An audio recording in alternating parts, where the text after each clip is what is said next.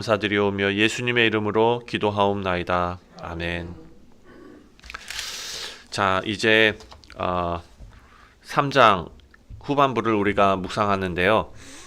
1절부터 13절까지 내용을 보면 인간이 하나님 앞에 불순종했고, 그리고 하나님 앞에 나아가서 책임 전가하면서 자기 죄를 가리려고 했었죠.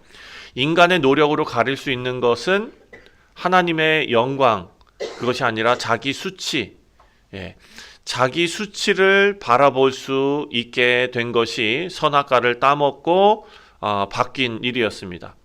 눈이 떠져서 하나님의 영광을 바라본 것이 아니라 자기 수치를 바라보게 된 것입니다. 그리고 인간의 노력으로 나뭇잎을 엮어서 자기 수치를 가려보려고 했습니다. 하나님 앞에서 회개하지도 않고 서로에게 책임을 전가하고 하나님 앞에 또 변명했지요. 오늘 본문 말씀에 들어와서 이제 하나님께서 말씀하시기 시작합니다. 그리고 그 하나님의 말씀 속에 하나님의 깊은 은혜가 담겨 있는 것을 우리가 발견할 수 있습니다. 자, 먼저 14절 말씀을 보시면 하나님께서 뱀에게 말씀하십니다. 내가 이렇게 하였으니 내가 모든 가축과 들의 모든 짐승들보다 저주를 받아 배로 다니고 종신토록 흙을 먹을 것이다. 자, 하나님께서는 아담과 하와에게 어떻게 하셨습니까? 먼저 들어보고 물어보시고 그런 과정이 있었죠. 그런데 지금 아담과 하와에게 먼저 말씀하신 것이 아니라 뱀에게 먼저 말씀하십니다. 그러니까 지금 이것은 최종 선고라고 볼 수 있는데요. 그 이전에 아담과 하와는 변론할 수 있는 어떤 기회가 있었다면 뱀에게는 그냥 선고가 그대로 선언되고 납니다. 변명의 기회를 얻지 못합니다. 즉각적으로 선고를 받는데 뱀이 단순한 동물이 아니라 하나님을 의도적으로 하나님께서 만들어 놓으신 질서를 의도적으로 무너뜨린 존재였다라는 것을 알 수 있습니다. 그래서 15절 말씀을 보니까 3장 15절 말씀, 아주 중요한 말씀입니다. 내가 너로 여자와 원수가 되게 하고 내 후손도 여자의 후손과 원수가 되게 하리니 여자의 후손은 내 머리를 상하게 할 것이요 너는 그의 발꿈치를 상하게 할 것이니라 하시고. 아멘. 이것은 우리가 전통적으로 원복음이라고 말합니다. 원복음, 창세기에 나타나 있는 최초의 복음이라고 말할 수가 있습니다. 아직 이 일이 15절 말씀이 어떻게 구체적으로 이루어질지는 아무도 지금 여기에 드러나지가 않습니다. 방법도 드러나지 않고 언제 이루어질지 시간도 드러나지 않습니다.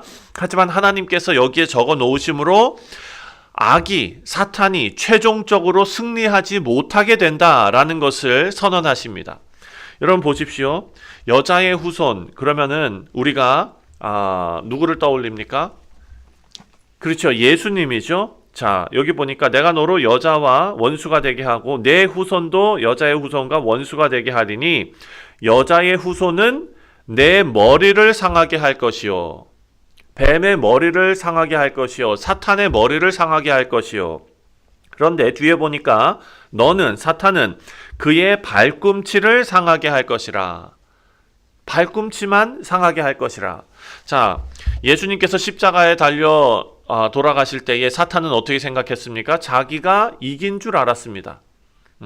예수님께서 육신의 옷을 입고 이 땅에 오셔서 육신이 십자가에 달려 죽으실 때 사탄은 자기가 다 이긴 줄 알았던 거예요. 아니에요. 예수님께서는 십자가에 달리심으로써 발꿈치를 상하게 하는 그 하나님께서 말씀하신 그 말씀이 성취가 되었지만 예수님의 죽으심으로 어떻게 됐습니까?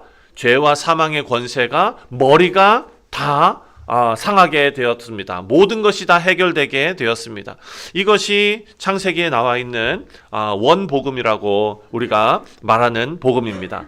자, 그렇다면 그 이후에 어떻게 되었습니까? 16절 말씀을 보니까 하와에게 말씀하십니다. 내가 내게 임신하는 고통을 크게 더하겠다.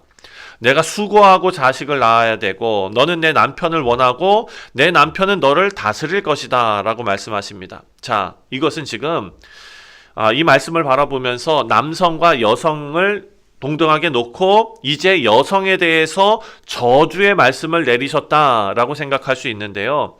자, 이것은 관계의 왜곡에 대한 내용입니다. 다시 설명을 드립니다. 원래 아담과 하와 동등하게 세워졌던 관계가 이제 긴장의 관계가 되는 거예요. 남자와 여자가 하나님 앞에 완전한 모습으로 살아가다가 죄가 들어와서 이제 이 관계가 갈등의 관계, 긴장의 관계로 변하게 된 것입니다. 이어서 하나님께서 아담에게 뭐라고 말씀하시냐면 17절에 내가 내 아내의 말을 듣고 내가 내게 먹지 말라고 한 나무의 열매를 먹었은즉 땅은 너로 말미암아 저주를 받고 너는 평생에 수고하여야 그 소산을 먹으리라.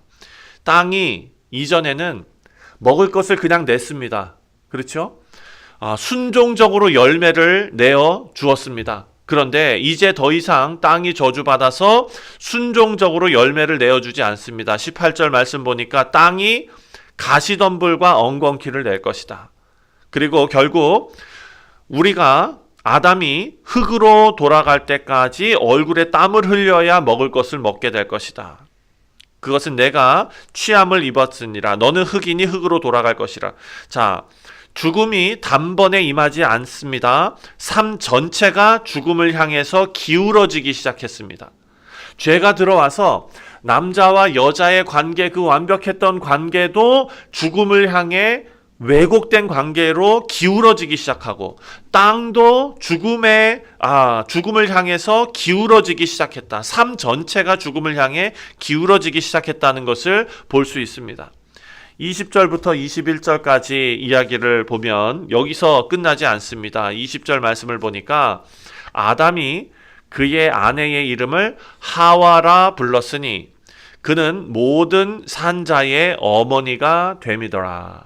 이 말씀도 참 중요합니다. 자, 성경 밑을 보시면은요, 여러분 가진 성경에서 그 하와라는 그 이름에 숫자 1 이렇게 적혀 있고 밑에 뭐라고 돼 있냐면은 생명이라고 쓰여져 있을 것입니다. 그러니까 하와라는 이름의 뜻이 생명이라는 거예요. 절망 속에서도 하나님의 약속을 붙드는 작은 믿음의 흔적이 있습니다. 지금 이 하와라고 누가 이름을 정했습니까? 아담이 정했다는 거예요. 아담이. 그러니까 아담이 하나님 앞에 지금 이 모든 것이 다 기울어져서 죄로 향하고 있는, 죽음으로 향하고 있는 이 상황에서도 하나님의 약속을 붙드는 작은 믿음의 흔적이 하와라는 이름에 담겨져 있다는 것입니다. 그리고 이어지는 21절을 보니까 이것이 정점입니다. 21절에 여호와 하나님이 아담과 그의 아내를 위하여 가죽옷을 지어 입히시니라. 사람들은 무화과 나무잎으로 자기 수치를 가리려고 했죠. 나뭇잎을 엮어서 이제 선악과를 먹고 보니 눈이 뜨여서 내가 벗고 있다는 것, 나의 수치를 알게 됐어요. 그래서 그거 가리려고 인간의 노력으로 나뭇잎을 임시 방편으로 엮어서 가렸습니다. 그런데 하나님께서는 그 임시 방편의 옷을 벗기시고 더 온전한 옷을 입히십니다. 가죽 옷을 입히십니다. 어제도 말씀드렸지만 이 옷은 희생 없이 만들어질 수 없는 옷이지요. 죄의 결과를 가리기 위해서 누군가의 생명이 필요했다라는 것을 처음 보여주는 장면입니다. 그리고 이 장면이 완성이 되는 것은 그로부터 오랜 시간이 지나 메시아로 오신 예수 그리스도께서 십자가에 달려 생명을 하나님 앞에 내어놓으시는 그 장면으로 완성이 됩니다. 자, 그리고 나서 22절 말씀을 보니까 이들이 에덴에서 추방을 당합니다. 이것이 우리가 생각할 때 저주라고 생각합니다. 그 좋은 에덴 동산에서 이제 쫓겨났어. 하나님께서 저주하신 거야 라고 생각하시는데 이게 과연 저주일까 하나님의 보호일까를 우리는 생각해야 합니다. 22절 말씀을 보니까 보라, 이 사람이 선악을 아는 일에 우리 중 하나같이 되었으니 그가 그 손을 들어 생명나무 열매도 따먹고 영생할까 하노라. 그래서 하나님께서 이 사람들을 동산에서 내보내십니다. 23절, 이같이 여호와 하나님이 그를 에덴 동산에서 내보내어 그의 근본된 토지를 갈게 하시니라. 자, 이 추방이 단순한 형벌일까? 죄인이 영원히 죄의 상태로 살아가는 게 에덴 동산에서 그게 축복입니까? 아닙니다. 죄인이 영원히 죄의 상태로 살지 않도록 하시는 하나님의 보호 장치였다라는 것을 알 수 있습니다. 자, 24절 말씀을 보면 그 사람을 쫓아내시고 에덴 동산 동쪽에 그룹들과 두루 도는 불칼을 두어 생명나무의 길을 지키게 하시니라. 자, 우리 주일 말씀에 경작하고 지키게 한다라는 그 지키다는 단어가 여기서도 쓰인 것입니다. 지키는 것입니다. 보호한 것입니다. 보호. 사람들을 쫓아내고 다시 돌아와가지고 그 생명나무 열매를 먹음으로써 영원히 죄 가운데 살아가도록 영생을 얻는 것을 하나님께서 보호하시기 위해서, 인간을 보호하시기 위해서 그룹들을 놓고 두루 도는 불칼을 두어서 그 생명나무를 지키게 하셨습니다. 죄인은 스스로 생명에 이를 수가 없습니다. 생명에 이르는 길은 이제 하나님께서 지키시는 것입니다. 자, 말씀을 맺습니다. 우리 사랑하는 성도님들, 창세기 3장이 인간의 실패로 그냥 끝나는 장이 아닙니다. 하나님께서는 심판하셨습니다. 하지만 버리지 않으셨습니다. 쫓아내셨는데 포기하지 않으셨습니다. 지금 에덴 동산의 문은 닫혔습니다. 그런데 무슨 문이 열렸느냐? 구원의 문이 열렸습니다. 사랑하는 성도님들, 우리 인생도 마찬가지입니다. 하나님께서 우리를 죄와 사망의 권세 아래 그냥 놔두시는 것이 아니라 하나님께서 우리에게 문을 여시는데 구원의 문을 여셨습니다. 그리고 성경 전체는 이 질문에 대한 하나의 긴 대답인 것입니다. 하나님께서 어떻게 구원의 문을 여셨는지, 그리고 그것이 누구를 통해 성취되었는지, 그리고 그것이 누구의 작정하신 뜻대로 지금 이루어지고 있는지, 모든 것이 하나님의 작정하신 뜻대로 예수 그리스도 안에서 완전히 이루어짐을 믿으시기 바랍니다. 그래서 이 창세기를 통해서 하나님께서 우리를 어떤 마음으로 바라보고 계시는지, 그리고 우리는 하나님을 어떤 마음으로 섬겨야 하는지가 더욱더 명확하게 되는 우리 모두 되시기를 주님의 이름으로 축원드립니다. 기도하겠습니다.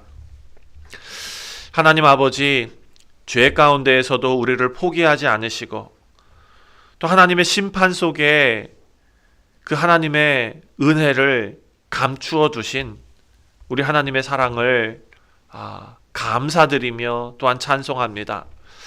하나님, 우리가 죄와 정말 무너진 자리에서, 그 쫓겨난 자리에서도 하나님의 구원의 계획이 여전히 진행되고 있음을 굳건히 믿게 하시고, 오늘도 하나님의 은혜, 그 은혜로 옷 입은 귀한 주의 백성들답게 하나님 겸손하게 살아가게 하시고, 또한 하나님 앞에 충성하는 삶으로 하나님 앞에 나아갈 수 있게 하여 주옵소서.